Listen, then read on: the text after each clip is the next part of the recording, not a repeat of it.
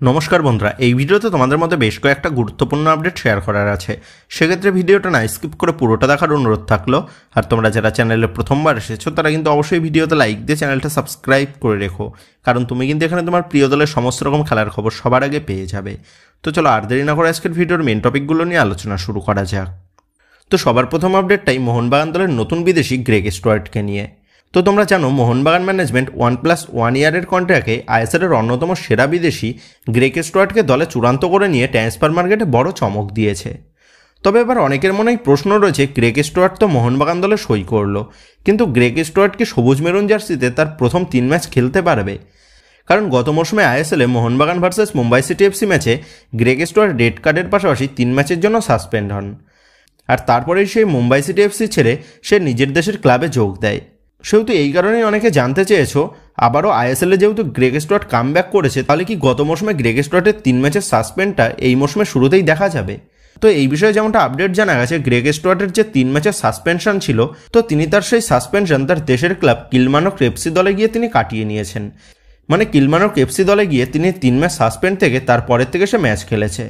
তবে এআইএফএফ যদি নিজেদের নিয়ম অনুযায়ী তারা গ্রেগ স্টুয়ার্টকে ইন্ডিয়ান টুর্নামেন্টে আরও 3 ম্যাচ সাসপেন্ড থাকতে বলে, তাহলে কিন্তু এই মরশুমের শুরুতেই আমরা গ্রেগ স্টুয়ার্টকে 3 ম্যাচ কিন্তু মোহনবাগান জার্সি পরে খেলতে দেখতে পাবো না। তবে এখানে মোহনবাগান ম্যানেজমেন্ট একটা কাজ করতে পারে, সেটা হচ্ছে তারা গ্রেগ স্টুয়ার্টকে ডুরান্ড কাপের জন্য রেজিস্টার করে নিতে পারে। তাহলেই কিন্তু আইএসএলে বা ডুরান্ড কাপের শেষের দিকের ম্যাচে মোহনবাগানের জন্য খুব একটা সমস্যার সৃষ্টি হবে না গ্রেগ স্টুয়ার্টকে নিয়ে। তো যেভাবে নেক্সট আপডেটটা বেরিয়ে আসছে মোহনবাগান দলের নতুন বিদেশি প্লেয়ার নিয়ে। তো তোমরা জানো জেমি ম্যাকলারেনকে ধরে ইতিমধ্যেই মোহনবাগান দলে মোট 6 জন বিদেশি প্লেয়ারের কোটা কিন্তু কমপ্লিট হয়ে গেছে। তবে এবার অনেকেই জানতে চেয়েছো, মোহনবাগান দলে কি আর কোনো নতুন বিদেশি আসতে পারে ACL2 এর কথা মাথায় রেখে? তো দেখো, মোহনবাগান সমর্থকরা অনেকেই আশা করেছিল মোহনবাগান দলে যে নতুন বিদেশি প্লেয়ার আসতে চলেছে, সেই বিদেশি প্লেয়ারটা কোনো মিডফিল্ডার হবে। তবে শেষ পর্যন্ত গ্রেগ স্টুয়ার্টকে চূড়ান্ত করে নিয়েছে কিন্তু মোহনবাগান ম্যানেজমেন্ট। সেহেতু মোহনবাগান দলে কি নতুন কোনো বিদেশি মিডফিল্ডার নেবে না, এই জাতীয় অনেক প্রশ্নই কিন্তু আমাদের সোশ্যাল মিডিয়াতে এসেছে। তো এই বিষয়ে তোমাদের জানিয়ে রাখি, ক্লাবগুলোর তাদের দেশীয় টুর্নামেন্টে যতগুলো বিদেশি প্লেয়ার রেজিস্টার করানোর নিয়ম থাকবে, তো ঠিক ততগুলো বিদেশি প্লেয়ারই কিন্তু রেজিস্টার করাতে পারবে ACL2 এ গিয়েও। সেক্ষেত্রে আমাদের ভারতীয় টুর্নামেন্টে মানে মেনলি আইএসএলে যেহেতু 6 জন বিদেশি প্লেয়ার রেজিস্টার করানোর নিয়ম আছে, সেহেতু ACL2 এ গিয়েও কিন্তু 6 জন বিদেশি প্লেয়ারকে রেজিস্টার করানো যাবে। তবে ACL2 এ গিয়ে মোহনবাগান বা ইস্টবেঙ্গল তারা কিন্তু তাদের প্লেইং 11-এ 6 জন বিদেশি প্লেয়ার ইউজ করতে পারবে। সেক্ষেত্রে 6 জন বিদেশি প্লেয়ারের কোটা যেহেতু মোহনবাগান দলে সম্পূর্ণ হয়ে গেছে, তাহলে আর নতুন কোনো বিদেশি প্লেয়ার নিয়ে এসে কী হবে মোহনবাগান ম্যানেজমেন্টের? তবে আবার গতকাল রেব স্পোর্টস তারা তাদের রিপোর্ট অনুযায়ী যেমনটা জানিয়েছে, মোহনবাগান কোচ মলিনা তিনি আরও নতুন 2 জন বিদেশি মিডফিল্ডারের সাথে কথাবার্তা চালাচ্ছে। সেক্ষেত্রে সেই 2 জন বিদেশি প্লেয়ার সম্ভব না হলেও তাদের মধ্যে যে কোনো একজন বিদেশি প্লেয়ার আসতে পারে মোহনবাগান দলে ACL2 এর জন্য। আর যদি রেব স্পোর্টসের কথা সত্যি হয়, তাহলে হয়তো সেই নতুন বিদেশি প্লেয়ারটা মোহনবাগান দলের আনরেজিস্টার্ড বিদেশি হিসাবে থেকে যেতে পারে। তবে আমার ব্যক্তিগত মতামত হিসাবে যেমনটা মনে হচ্ছে, মোহনবাগান দলে আর নতুন কোনো বিদেশি প্লেয়ার আসবে না। সেক্ষেত্রে এখন শেষ পর্যন্ত এটাই দেখার বিষয়, সত্যিই মোহনবাগান ম্যানেজমেন্ট আরও নতুন বিদেশি প্লেয়ার দলে নিয়ে এসে দল বদলের বাজারে আবারও নতুন চমক দেবে নাকি সমর্থকদের। তো যাক, এবার যদি কিছু ট্রান্সফার আপডেট নিয়ে আলোচনা করা যায়, তো এই লিস্টে সর্বপ্রথম উঠে আসছে 31 বছর বয়সী ভারতীয় ডিফেন্সিভ মিডফিল্ড পজিশনের প্লেয়ার প্রণয় হালদারকে নিয়ে। তো এই প্রণয় হালদার 2022-23 মৌসুম থেকে সে খেলছিল জামশেদপুর এফসি দলে। তবে গত মৌসুমের চোটের কারণে তিনি জামশেদপুর এফসি জার্সিতে তেমন একটা খেলতে পারেননি। তো এই ভারতীয় মিডফিল্ডার প্রণয় হালদারের সাথে গত মে মাসেই চুক্তি শেষ হয়ে গেছে জামশেদপুর এফসির। তবে বর্তমানে দাঁড়িয়ে প্রণয় হালদারের সাথে কিন্তু আরও 1 মৌসুমের চুক্তি বাড়িয়ে নিয়েছে জামশেদপুর এফসি, তেমনটাই কিন্তু তারা কনফার্মভাবে জানিয়ে দিয়েছে।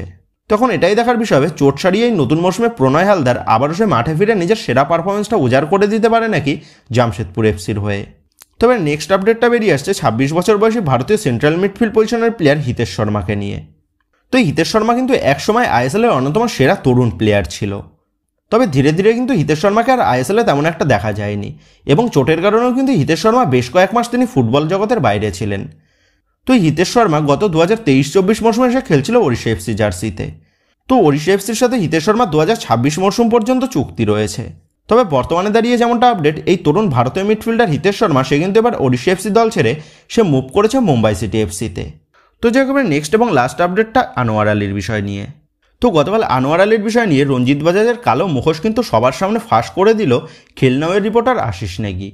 তো তোমরা জানো আনোয়ার আলীকে গতকালে মোহনবাগানের অনুশীলনে যোগ দিতে বলা হলেও আনোয়ার আলী কিন্তু গতকাল মোহনবাগানের অনুশীলনে যোগ দেয়নি, কারণ সে তার গডফাদার রঞ্জিত বাজাজের কথা মতন সে তার কেসটা পিএসসিতে নিয়ে যেতে চাইছে। কিন্তু গতকাল আনোয়ার আলীর গডফাদার রঞ্জিত বাজাজের কালো পর্দা কিন্তু ফাঁস করে দিল আশিস নেগি। তো আশিস নেগি যেমনটা জানিয়েছে, রঞ্জিত বাজাজ আনোয়ার আলীর ট্রান্সফার ফির বাবদ তিনি মোহনবাগান ম্যানেজমেন্টের কাছে আরও এক্সট্রা 3 কোটি টাকা চেয়েছে, যেখানে ইতিমধ্যেই পুরনো চুক্তি অনুযায়ী মোহনবাগান ম্যানেজমেন্ট রঞ্জিত বাজাজকে তথা দিল্লি এফসিকে আনোয়ার আলীর ট্রান্সফার ফির বিষয়টা মিটিয়ে দিয়েছে। সেখানে দাঁড়িয়ে রঞ্জিত বাজাজ কিন্তু আনোয়ার আলীর ডিল থেকে নতুন করে এক্সট্রা টাকা কামানোর জন্য সে মোহনবাগান ম্যানেজমেন্টের কাছে নতুন করে ট্রান্সফার ফি চেয়েছে। আর এটা কিন্তু মোহনবাগান ম্যানেজমেন্ট দিতে অস্বীকার করার জন্য আনোয়ার আলীকে নিয়ে এই নোংরা খেলায় মেতেছে রঞ্জিত বাজাজ। ইভেন মোহনবাগান ম্যানেজমেন্ট আনোয়ার আলীকে যে স্যালারিটা প্রোভাইড করে সেই স্যালারি থেকেও বেশ কিছু টাকা কেটে রেখে রঞ্জিত বাজাজ কিন্তু আনোয়ার আলীকে দিয়ে থাকেন। তো যাই হোক, আশিস নেগির রিপোর্ট অনুযায়ী মোহনবাগান ম্যানেজমেন্টের সাথে আনোয়ার আলীর যে লোন ডিল হয়েছে সেটা কিন্তু পুরোপুরি ভ্যালিড ডিল, আর সেই ডিলে কোনোরকম কন্ট্রাক্ট টার্মিনেটের ক্লজ ছিল না তেমনটাই কিন্তু জানা গেছে। আর এটা জানা সত্ত্বেও রঞ্জিত বাজাজ ইস্ট বেঙ্গলের সাথে আনোয়ার আলীর প্রি কন্ট্রাক্টে সাইন করিয়ে দিয়েছে। তো বর্তমানে দাঁড়িয়ে সমস্ত বিষয়টাই কিন্তু রঞ্জিত বাজাজের বিপক্ষেই যাচ্ছে, আর সেই কারণেই রঞ্জিত বাজাজ নিজেকে ঠিক প্রমাণিত করার জন্য সে বিভিন্ন সাংবাদিক বা বিভিন্ন পোস্ট বা বিভিন্ন SMS-এর স্ক্রিনশট পোস্ট করে নিজেকে সাধু প্রমাণিত করার চেষ্টা করছে। আর অপর দিক দিয়ে মোহনবাগান ম্যানেজমেন্ট জানে তাদের সমস্ত বিষয়টা লিগাল, আর সেই কারণেই কিন্তু মোহনবাগান ম্যানেজমেন্ট তারা আনোয়ার আলীকে NOC দিতে রাজি নয়। আর তারা জানিয়েছে তারা পরবর্তী পদক্ষেপ পিএসসিতে গিয়েই নেবে, কারণ তাদের কাছে লিগালভাবে লড়াই করার জন্য সমস্ত তথ্যই রয়েছে, যেটা কিন্তু রঞ্জিত বাজাজের কাছে নেই, আর তেমনটাই কিন্তু প্রকাশ্যে আসছে। আর মোহনবাগান ম্যানেজমেন্টের বক্তব্য আনোয়ার আলী নিঃসন্দেহে ভালো প্লেয়ার বা বর্তমানে ইন্ডিয়ান ফুটবলের অন্যতম সেরা ডিফেন্ডার, আর সেই কারণে আনোয়ার আলীকে পার্মানেন্ট ডিলে দলে নেওয়ার জন্য তাদের কোনো রকম সমস্যা নেই। কিন্তু আনোয়ার আলীকে পার্মানেন্টভাবে দলে নিতে গেলে তার জন্য কিন্তু আবার নতুন করে ট্রান্সফার ফি দেওয়ার পাশাপাশি আনোয়ার আলীর স্যালারিটাও বৃদ্ধি করতে হবে। আর আজ মোহনবাগান ম্যানেজমেন্ট যদি এটাকে মেনে নিয়ে আনোয়ার আলীর দাবিটা পূরণ করে দেয়, তাহলে কিন্তু দেখা যাবে পরবর্তীতে অন্য কোনো প্লেয়ার এইরকম দাবি করবে। সেক্ষেত্রে দাঁড়িয়ে কোনো প্লেয়ারের কিন্তু কন্ট্রাক্ট পেপারের কোনো দামই থাকবে না। যখন তখন কিন্তু যে কোনো প্লেয়ার তার মনমর্জি মতন সে অন্য কোনো ক্লাবের কন্ট্রাক্ট পেপারে সই করে নেবে প্রাক্তন ক্লাবের সাথে চুক্তি থাকা সত্ত্বেও। আর সেই কারণেই মোহনবাগান ম্যানেজমেন্ট বর্তমানে তারা কিন্তু আনোয়ার আলীর বিষয় নিয়ে কোনোরকম আপোষ করতে রাজি নয়। দরকার হলে তারা অত্যাধিক টাকা খরচ করতে রাজি রয়েছে লিগালভাবে কেস লড়ার জন্য, কিন্তু তবুও তারা আনোয়ার আলীর বিষয় নিয়ে এই অন্যায়কে প্রশ্রয় দেবে না, তেমনটাই কিন্তু খবর জানা গেছে মোহনবাগান ম্যানেজমেন্টের অন্দরমহলের বিভিন্ন সূত্র মারফত। আর সত্যিই আজ আনোয়ার আলীর অন্যায়কে প্রশ্রয় দিলে এই দেখে কাল অন্য প্লেয়ার এইরকম জিনিস করার কিন্তু চেষ্টা করবে। সেক্ষেত্রে বর্তমানে দাঁড়িয়ে ইস্টবেঙ্গল মোহনবাগান সমর্থকদের দলাদলি না করে এজেন্টদের এই নোংরা খেলার বিরুদ্ধে কিন্তু কড়া জবাব দিতে হবে, কারণ আজ মোহনবাগানের জন্য যে খারাপ সিচুয়েশনটা তৈরি হয়েছে এটা দেখে হয়তো ভবিষ্যতে ইস্টবেঙ্গল দলের কোনো প্লেয়ার এইরকম সিচুয়েশন তৈরি করতেই পারে। সেক্ষেত্রে এই পরিস্থিতিতে দুই দলের সমর্থকদের দলাদলি না করে অন্যায়ের বিরুদ্ধে কিন্তু কড়া প্রতিবাদ করা দরকার। প্রয়োজন হলে সোশ্যাল মিডিয়াতে রঞ্জিত বাজাজকে নিয়ে প্রশ্ন করতে হবে তিনি কেন দেশের প্লেয়ারকে নিয়ে এইরকম নোংরা খেলায় মেতেছে, অথবা প্রয়োজন পড়লে আনোয়ার আলীকেও প্রশ্ন করতে হবে তিনি কেন এই সমস্ত বিষয়গুলি মাথা পেতে নিচ্ছে বিষয়টা ভুল জানা সত্ত্বেও। তো আশা করবো আনোয়ার আলীর বিষয়টা যেন দ্রুত ভালোই মিটে যায়, নাহলে আনোয়ার আলীর বিষয়টা পিএসসিতে চলে গেলে আনোয়ার আলীর ভবিষ্যতের জন্য কিন্তু বেশ খারাপ দিন আসতে পারে। তো যাই হোক বন্ধুরা, এই ভিডিওতেই গুরুত্বপূর্ণ আপডেট করাই তোমাদের মধ্যে শেয়ার করার ছিল। তো আশা করি ভিডিওটা তোমাদের ভালো লেগেছে। তো যদি ভিডিওটা ভালো লেগে থাকে তাহলে ভিডিওতে লাইক দিয়ে চ্যানেল সাবস্ক্রাইব করে পাশে থাকা বেল আইকনটা অবশ্যই প্রেস করে দিও।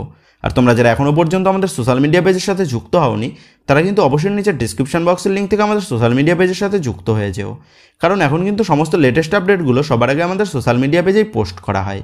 আর তোমরা এখন ফেসবুক এবং ইনস্টাগ্রামে গিয়ে তোমরা আমাদের এই চ্যানেলের নাম লিখে সার্চ করলেও তোমরা কিন্তু আমাদের ফেসবুক এবং ইনস্টাগ্রাম পেজটাও খুঁজে পেয়ে যাবে। সেক্ষেত্রে তোমার প্রিয় দলের সমস্ত রকম লেটেস্ট আপডেট সবার আগে পাওয়ার জন্য এবং আমার সাথে সরাসরি যে কোনো বিষয়ে কথা বলার জন্য তোমরা কিন্তু অবশ্যই মনে করে আমাদের সোশ্যাল মিডিয়া পেজের সাথে যুক্ত হয়ে যেও। তো বন্ধুরা, এই ভিডিওটা এটুকুই ছিল। তো আসি বন্ধুরা, দেখা হচ্ছে পরের ভিডিওতে।